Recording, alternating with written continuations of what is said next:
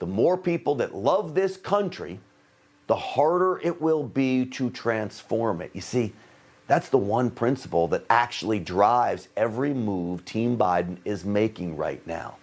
They want you to hate America, so you will want to change America. We here aren't falling for it. Well, someone who can be heard exposing this plot on a daily basis on his radio program is also the founder of Prager U, and he's a scholar of the ills of not just anti-Semitism, but socialism as well. My friend Dennis Prager joins us. Dennis, welcome. Always good to be with you. Thanks. Dennis, you've seen this plot, studied this plot. Do you think I'm right that the left is starting to push this and unfold this here in America? This is what they have always wanted. The United States stands as the exemplar of the opposite of leftism.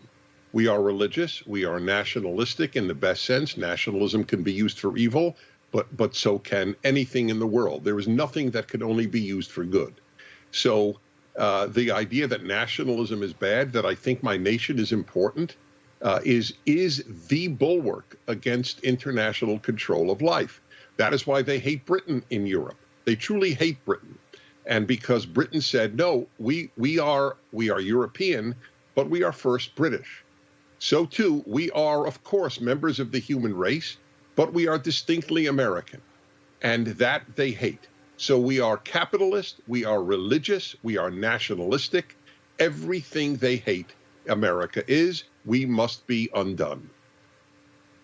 Why is it so important for them to render being a citizen of the United States basically meaningless? I think that's the goal of all of these open borders and flooding America with illegal aliens. That you end up making being an American citizen meaningless. Well, in New York City, they're actually allowing illegal immigrants, non-citizens, whether illegal or legal, I guess. They are allowing non-citizens to vote in local elections. That's the beginning of it. They would like to render citizenship pointless. You're absolutely right. Citizenship means that I have a national identity. I'm sorry for continuing. I just want to say citizenship represents national identity and allegiance. Those two ideas are anathema to the left. Look, we know that there are leftist billionaires that are paying for a lot of this. George Soros has been at the forefront of this. He's got books that spell out all of this. Do you think the ultimate goal is, do they want the United Nations running America and every other country and no such thing as sovereign nations anymore? Yeah, that is what they believe. They would like to get rid of the nation state as important.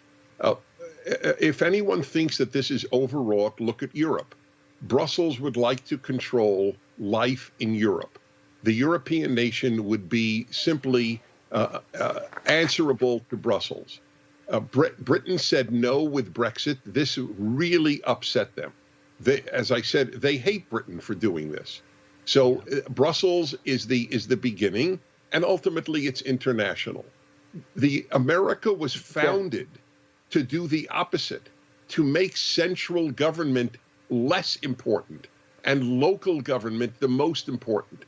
I have a phrase that I coined 20 years ago. The bigger the government, the smaller the citizen. The bigger the UN, the smaller the nation. That is the way it works. Big is their dream.